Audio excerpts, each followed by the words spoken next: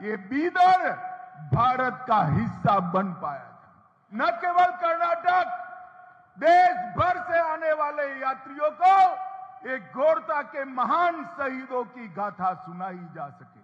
Reservation दिया था, वो माइनॉरिटी का रिजर्वेशन भारतीय जनता पार्टी की सरकार ने समाप्त कर वोकलिगा और लिंगायत समाज को देकर बंधारण के स्पिरिट को लागू करने का काम किया है। मैं बस साथ बोलिए, भारत माता की।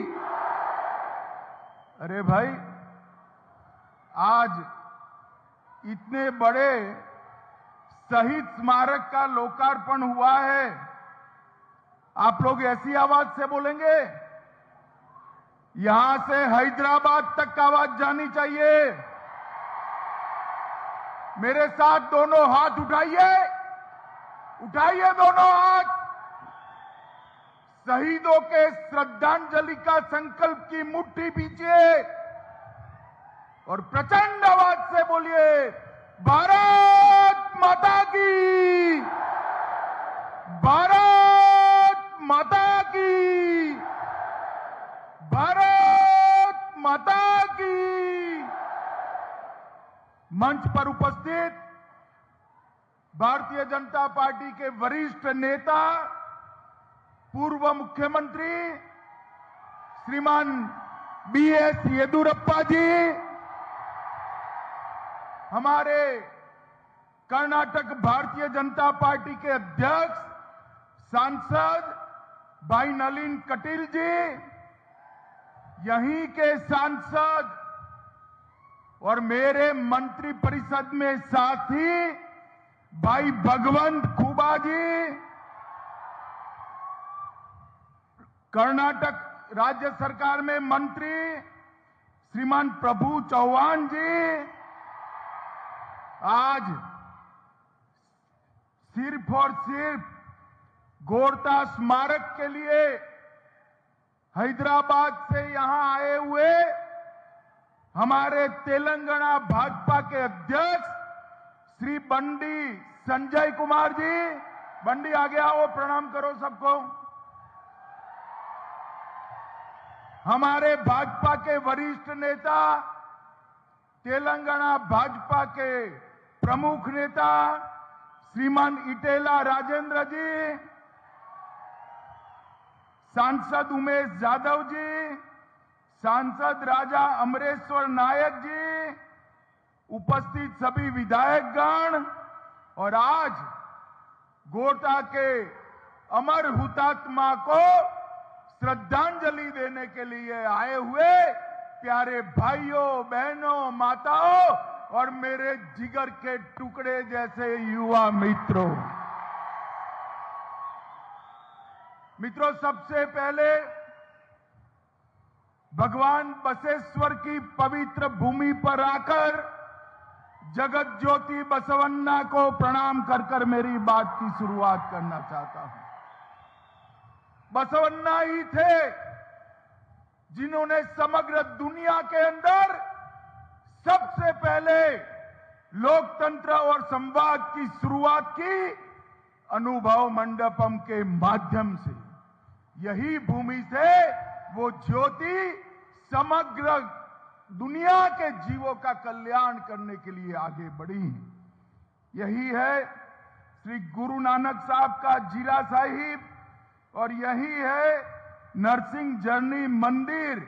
ये सभी स्थानों को मैं प्रणाम कर मेरी बात की शुरुआत करना चाहता हूं। मित्रों, मेरे जैसे भावुक कार्यकर्ता के लिए आज का दिन मेरे जीवन का बहुत महत्वपूर्ण दिन है, क्योंकि यही गोरता गांव के अंदर सैकड़ों लोगों को क्रूर निजाम की सेना ने सिर्फ 2.5 फुट का तिरंगा फहराने के लिए मौत के घाट उतार दिया था। आज मैं गर्व के साथ कह रहा हूं, उसी भूमि पर कोई न छू पाए इतना बड़ा 103 फुट ऊंचा तिरंगा फहराने का काम आज यहां पर हुआ है। यही भूमि पर वो अमर हुतात्माओं का, अमर शहीदों का स्मारक भी बनाया गया है।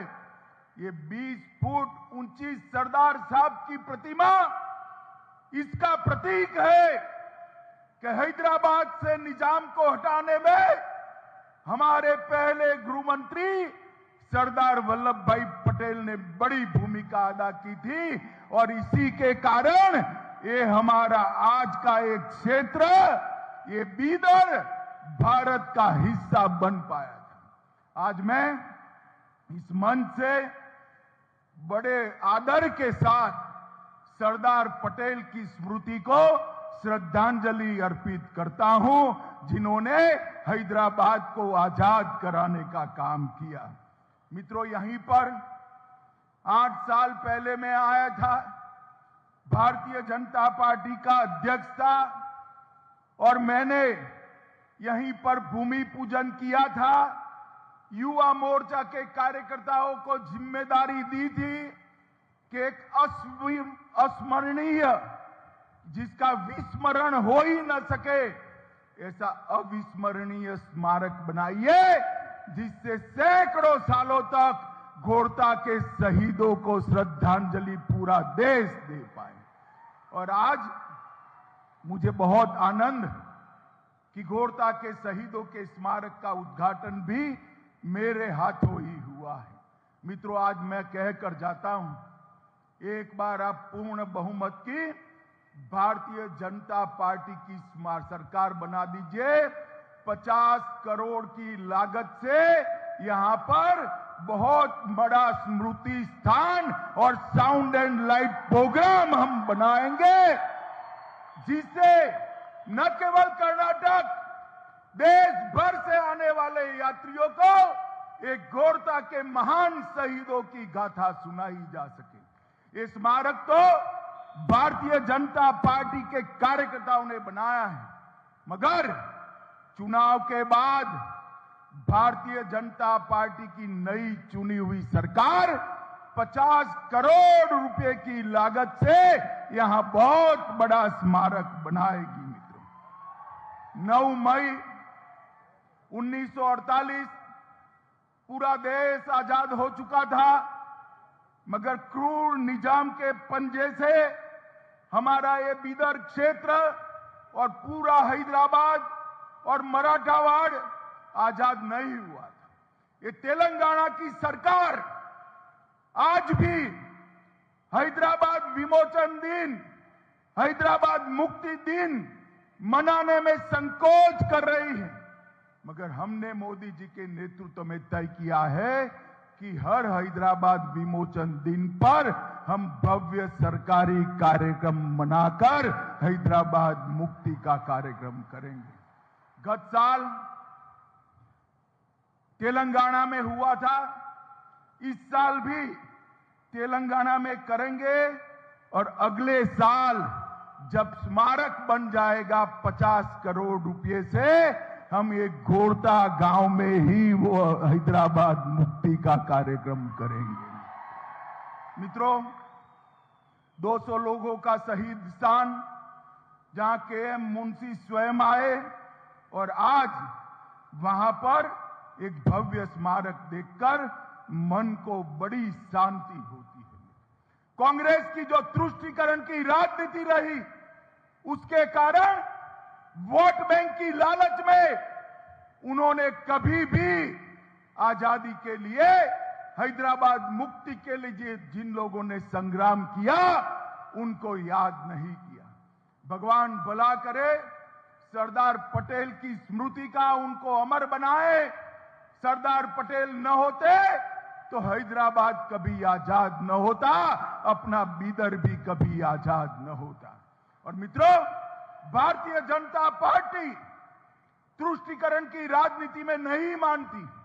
एक कांग्रेस पार्टी ने अभी कल ही हमारी भारतीय जनता पार्टी की सरकार ने तय किया कि रिजर्वेशन के अंदर हम बदलाव करेंगे। एक कांग्रेस पार्टी ने वोट बैंक को खुश करने के लिए 4% माइनॉरिटी रिजर्वेशन लगाया था, उसको हटाकर 2% वोकली का और 2% हमने वीर शैव और लिंगायत को देने का काम ये भारतीय जनता पार्टी। एससी में भी एससी लैब के लिए 6%, एससी राइट के लिए 5.5%, एससी लंबानी, भोवी, कोरचा, कोरमा के लिए 4.5% और अन्य समुदायों के लिए 1% कर वहां पर भी अन्याय को दूर करने का काम ये भारतीय जनता पार्टी की सरकार ने किया है। मित्रों, ये जो माइनॉरिटी को आरक्षण दिया था ना, वो संविधान सम्मत नहीं था। संविधान के अंदर धर्म के आधार पर किसी को आरक्षण देने का कोई प्रोविजन नहीं है। ये कांग्रेस सरकार ने अपनी तुष्टीकरण की राजनीति के कारण माइनॉरिटी को रिजर्वेशन दिया था। वो माइनॉरिटी का रिजर्वेशन भारतीय जनता पार्टी की सरकार ने समाप्त कर वोकलिगा और लिंगायत समाज को देकर बंधारण के स्पिरिट को लागू करने का काम किया है। मैं बसवराज जी को इस मंच से बहुत बहुत बधाई देना चाहता हूं। मित्रों, आज मैं जब यहां आया हूं तब कहना चाहता हूं, ये कांग्रेस पार्टी कर्नाटक का कभी भला नहीं कर सकती। उनको तो बस एक एटीएम चाहिए, जिस एटीएम से हर रोज कार्ड डालते ही पैसा बाहर आए। आप मुझे बताओ बिदर वालों, कर्नाटक को आप कांग्रेस का एटीएम बनाने के लिए तैयार हो क्या? तैयार हो क्या? कांग्रेस के भ्रष्टाचार को सहन करोगे क्या? कर्नाटक का विकास केवल और केवल नरेंद्र मोदी जी के नेतृत्व में हो सकता है। भारतीय जनता पार्टी की पूर्ण बहुमत की सरकार ही कर्नाटक को विकास कर सकती है। गत चुनाव में येदियुरप्पा जी के नेतृत्व में आपने 104 सीट दी, मगर कुछ कम पड़ गई। जैसे ही कम पड़ी, ये जेडीएस वाले कांग्रेस की गोदी में जाकर बैठ गए। मित्रों, सबसे कम सीट जेडीएस की थी, सबसे कम, और मुख्यमंत्री बन गए कुमारस्वामी जी। बताइए, येदियुरप्पा जी का अधिकार था। सबसे ज्यादा सीटें कर्नाटक की जनता ने येदियुरप्पा जी को दी थी और वो बन गए मुख्यमंत्री।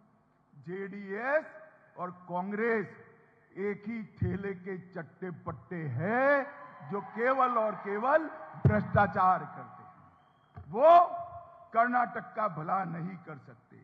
कर्नाटक का भला करना है तो केवल और केवल नरेंद्र मोदी जी के नेतृत्व में भारतीय जनता पार्टी ही कर सकती है।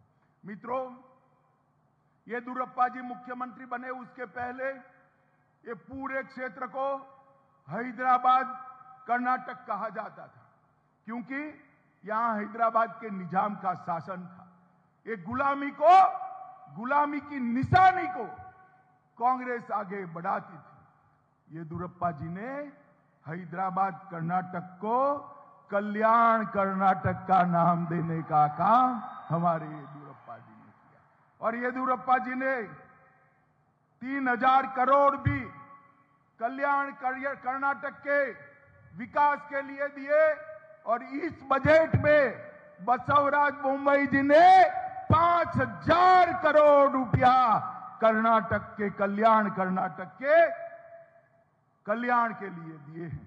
मित्रों, आज मैं आपको इतना ही कहना चाहता हूं, चाहे कांग्रेस पार्टी कुछ भी कह ले, हमने ढेर सारे मुद्दे सुलझाए हैं। ऊपरी भद्रा परियोजना हो, कालसा बंडूरी परियोजना हो, ऊपरी कृष्णा का दूसरा चरण हो, येतिना हॉल पेयजल परियोजना हो, ये सारे केंद्र सरकार और राज्य सरकार ने सुलझाए हैं।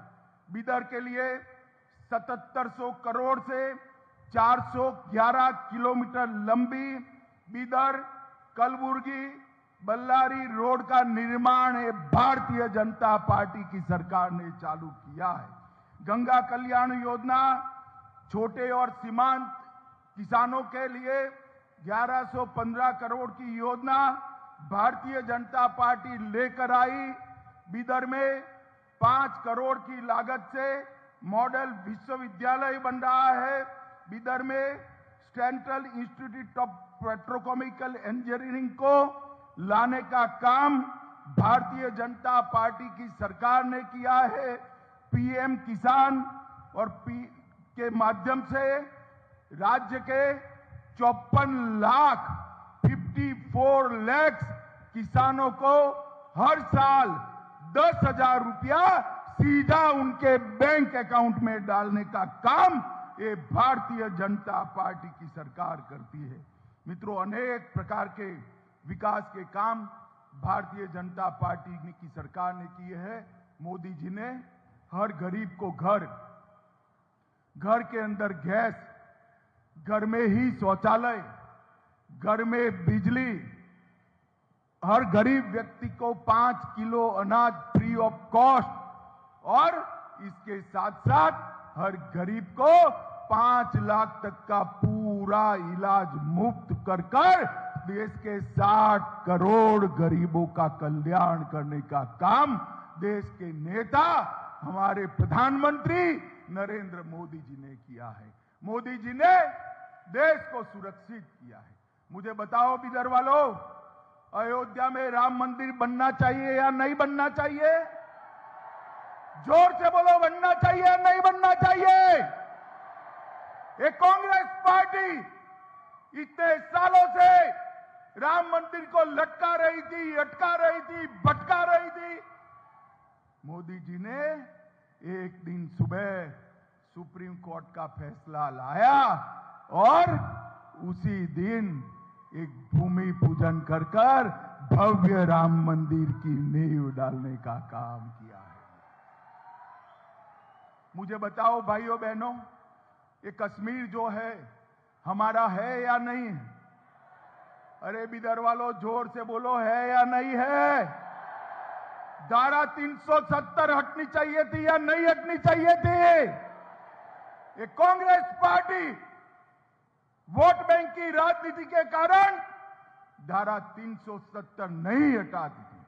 मोदी जी ने 5 अगस्त 2019 को धारा 370 को समाप्त कर कश्मीर को हमेशा के लिए भारत का हिस्सा बनाने का काम नरेंद्र मोदी ने। और मित्रों, आज हमारा कश्मीर खुशहाल है, कोई आतंकवाद नहीं है, विकास के रास्ते पर चल पड़ा है। चाहे कल्याण कर्नाटक हो, चाहे मुंबई कर्नाटक हो, चाहे दक्षिण कर्नाटक हो, चाहे बेंगलुरु हो, कर्नाटक के संतुलित विकास के लिए केवल और केवल भारतीय जनता पार्टी को वोट देना है। मित्रों, आज मैं कह कर जाता हूं, मैं गोरटा फिर से आऊंगा 1.5 साल के बाद, और ये भव्य स्मारक जो राज्य सरकार 50 करोड़ की लागत से बनाने वाली है, इसका उद्घाटन करने के लिए फिर से आपको मिलने आऊंगा। आप लोग बताइए, भारतीय जनता पार्टी को वोट देंगे क्या? सुनाई नहीं पड़ता है, हाथ उठाकर बताइए, देंगे? कमल के निशान पर बटन दबाएंगे? मोदी जी के हाथ मजबूत करेंगे? तो मेरे साथ दोनों हाथ उठाओ दोनों हाथ, विजय के संकल्प का मुट्ठी बींचिए और प्रचंड आवाज से बोलिए, भारत माता की, भारत माता की, वंदे वंदे।